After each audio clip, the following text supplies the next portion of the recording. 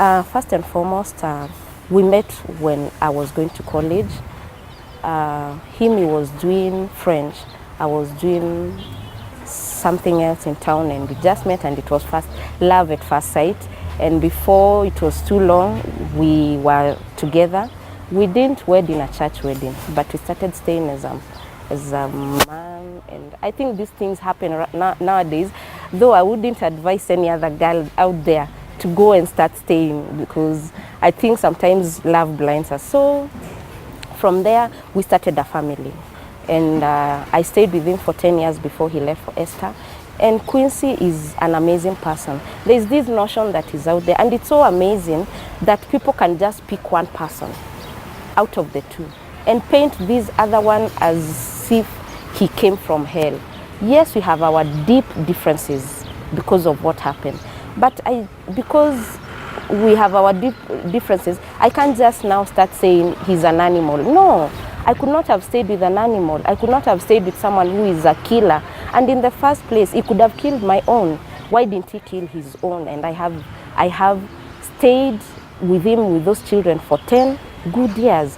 So I don't know what reason people really paint him bad, but mostly I always tend to think it's because of the men who in Esther, and because they didn't get that chance, maybe they felt shortchanged, and they could not understand this man, where does he come from, and comes to pick our girl just that way. But there's one thing that I always want to say. Divinity is something that is beyond our own understanding. Even me myself, I questioned it, but I didn't have answers then. I came to have answers later, that everything, according to the book of Romans, happens for good for them that love the Lord. Even right now that all this is happening, we might not see the good in it right now, but some years to come, we shall look back and see the good in it. So Quincy was a family man. What I know, he loves family. He loves children, because the children can attest to this. I wish they were here, they could have said he loves children. So when there's a contradicting story that he can kill his own blood, then I'm so afraid. Then there's another story of him being a Freemason. Wow, that one depressed me, because I didn't see it. He was a prayerful person. He loved God. The only time that I cannot speak for him is the time that we were not together, because also people change.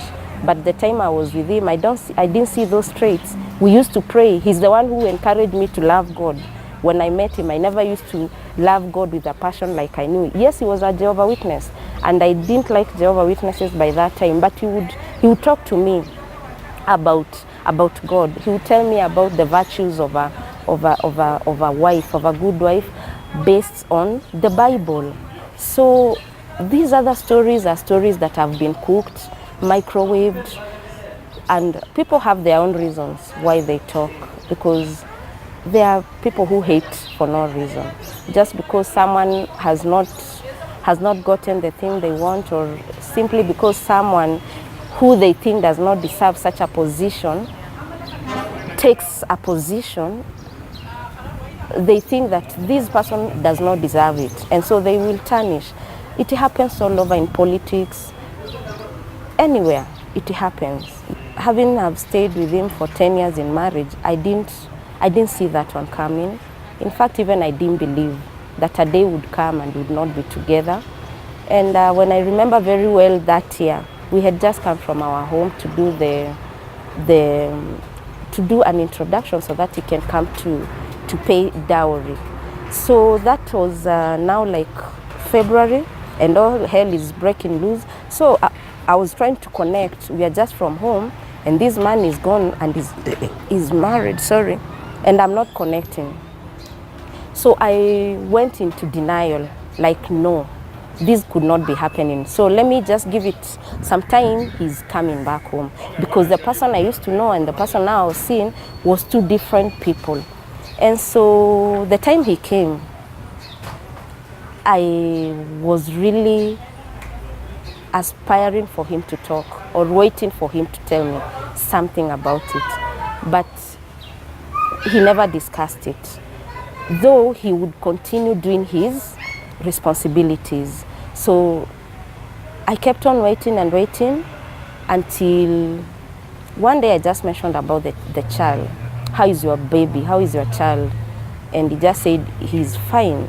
So when he got out of the country is when he sent me a text and he told me, I know it has not been easy for you. It's been a rough road, but just know you're a premier class woman and there was nothing wrong with you.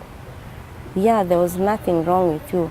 And I think that one took a lot of weight off my shoulders, because at one point I thought that maybe I was not good enough, because at times people will not say it in your face that you are failing somewhere in marriage. And I started having low self-esteem, like maybe I was not good enough for him, or something was not going right and he was not man enough to face me and tell me. And so I stayed with all those mixed reactions and the headlines and all that. But I thank God, because after giving me that, sending the text, it relieved me. I knew that I didn't have any issue. This was just another African man that was just studying another woman publicly, not hiding like the many who do it and they hide. And so I began another chapter, of now accepting and getting out of that denial and knowing that life has to go on as much as that one has happened. Yeah. And you said you mentioned that you had how many children? 3. I have 3, yes. 3 children. Yes. How was it for the children then? And now, because it came to a point where it was him and Arunga every time on the media. How was it trying to also just shield the children from that particular limelight? How whatever is happening to that? It was hard, and it is up to today. It's never been easy for them. It's better me, I've adapted it and I've overcome, but for them it has always been tough, because I think at that time they were still younger and they could go to school, and because the story was all over, they had friends, and the friends would come and ask them, what is happening with your father? You know, they are relating because of the names. So they would just put up a face, but when they come back home, they would break, and they would ask me questions that I would not answer, and I would just tell them that it is well, your dad is going to come home someday. So emotionally they were abused, they went through a trauma, but taking them to church also has helped, because throughout the journey they've accepted the situation. Though at times, there comes a times when things are so hard, they always ask, and at times also they just ask for the well-being of their father. How is our father? How do you know anything about him? Will we ever see him? And such things. Yeah. And have you, even after moving to Australia now at this point, how has life been like in terms of engaging with Timberlake? Have you been able to have conversations with him? Has he ever also reached out, or has there been any contact between you? Apart from that first time we talked, I think it was just a week. From there, we never communicated.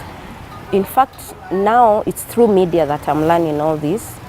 We've been in dark times. Yeah, we've not been knowing what has been happening. There are times the children were following just to know whether he's out of jail or out of problems, but there was no access to any information or anything. So we've just been in darkness. Quincy is all by himself. No one has come out to say he's innocent or he's good. In all this saga, everyone is just negative about him.